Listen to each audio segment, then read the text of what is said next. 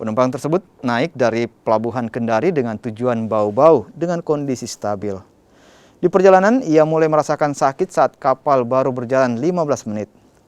Satu ruangan di atas kapal bahkan dikosongkan sebagai langkah antisipasi serta menyiapkan obat-obatan. Salah satu penumpang yang berprofesi sebagai bidan turut membantu sebelum penumpang tersebut turun di Pelabuhan Raha dan dibawa ke rumah sakit setempat untuk proses persalinan. Begitu kapal mulai jalan baru 15 menit sudah ada informasi katanya ada yang lagi sakit untuk melahirkan. Ada kepanikan tidak dalam kapal? Tidak ada. Tidak ada. Karena kebetulan ada bidan juga, dia lagi sedang berangkat ke tangan. Apa-apa saja tadi yang disiapkan di kapal? Selimut, alat-alat macam minyak kayu putih, peralatan apa? Kasur, iya kasur, obat-obatan juga.